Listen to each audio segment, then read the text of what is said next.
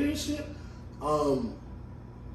And now I see like, oh, so it isn't I thought they had a kumbaya and it was all love.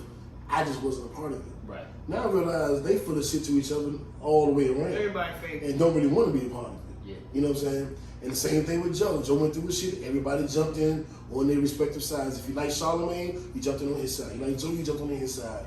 You like Kwame Bryant, you on his side. Matt Barnes, you on his side. And I see how everybody they just go with the moment. And I think the beautiful thing about us is we just kind of march to our own drum. We just do our thing. You know what I'm saying? And it's been working. We ain't got no big cosign. We like an independent label. Mm-hmm. Ain't nobody came and said, we signed them, this is the new podcast. We just do no limit. Yeah, we just doing our thing out the trunk. I made a career as a rapper, you know what I'm saying? Career as a rapper out the trunk. And going against the game, you know what I'm saying? You think it's more, you think it's more of a cultural thing? Because like that shit don't happen nowhere but in our culture. Like you said, like we competitive to a fault. Do you know that it doesn't happen anywhere else for sure? We don't see it publicly in no way. Right. Like, we don't see people lose money, people lose fans because of, like they don't pit people against each other in you know as much as I wonder if these things do happen in other communities and we're just not privy to them.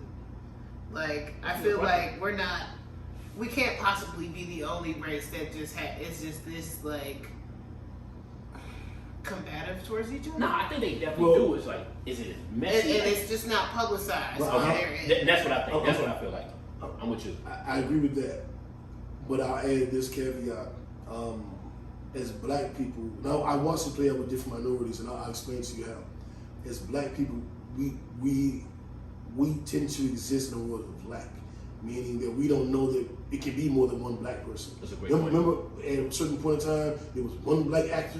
It was either Denzel or Denzel. Yeah. You know what I'm saying? It was either, the singer, it was Whoopi Goldberg, not Whoopi Goldberg, Whitney Houston, or maybe Mariah, who was mixed. It was one at a time. Who's the comedian of the decade? It's going to be Eddie Murphy. Right. It was Richard Pryor, but it wasn't Dave Chappelle, Kevin Hart. It wasn't Chris Rock. It wasn't all of them. It was always one. So that makes us a little more cutthroat. Okay. And that makes us compete for those spots a little more ruthlessly. Same thing with women. It was one female rapper. Mm-hmm. In 2021, there's like 7,000 of them. Seven, and all of them are, and they the bulk of them are good. Yeah, and they hot though. Like they listen to the lyrically and in all aspects, they the truth. And I think that's where I was coming from. It's like it's room for everybody to win. Mm-hmm. Everybody doesn't believe that because. But I think we've been conditioned to not believe that. Yeah, I think it's still conditioning. Like we haven't been conditioned to not believe it, but we haven't been able to reap the benefits across multiple entities within one given space. Like right now, this is going to sound like I'm bragging, and it's going to sound like I'm putting myself down at the same time. But this is what it is, or us. A pod named Kickback is on the charts in America, Germany, Nigeria, and South Africa right now. Top 200, 100, top 50 in all across all those markets. Vietnam, that's where we are. We're one of the biggest podcasts on the planet. It's undeniable. We're in entertainment news. As an entertainment news podcast, we're one of the biggest podcasts on the planet. Mm-hmm. We make money doing this. Ask about us. Now this is the crazy. This is where it's like I'm talking shit about us or the opposite of the flex. That gets us a couple $1,000. Joe Budden making millions. Mm-hmm.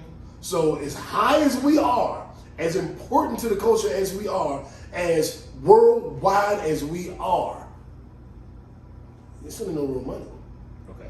So it's still a very ultra competitive space because as high as there are 3,500 podcasts created every single day. We're in the top 200 in several countries. That is an amazing feat. So we've been in the top 100 at that time. Yeah, we were as high as number 13 in the United States. Mm-hmm. Number 1 in certain countries. Mm-hmm. But that translates to a couple $1,000s. Not tens of thousands. So that's probably the issue. It's so cutthroat that you gotta get to top X to get to that, you know what I'm saying, to get to that number that you want. Yeah, and everybody doesn't feel that love. What 85 South did with Poor Minds, bringing them on every week for months, and now elevating them to where their little crew, they're number 1. I don't think Pomos would ever do that for us. Nobody's gonna do that. Nobody's gonna help you get bigger than them or get too close to them. In 85, South Soul did sign them to a deal. So now part of their IP belongs to 85 South. But Cocktail is bigger than us, but they're gonna invite us on to show love. They're cool, they have a good show, they hustle. The only ones that I know that really jumped out the window for us was So Shameless. When they did their show here in Atlanta and had thousands of people there, they let at the time me and JB open up for them. Okay. Based off of the love. They did research on us, they did look at the numbers, saw how hard we hustled, and let us open up. And that was one of the biggest moments that happened to this podcast. Right. Everybody ain't doing that. I think that's how you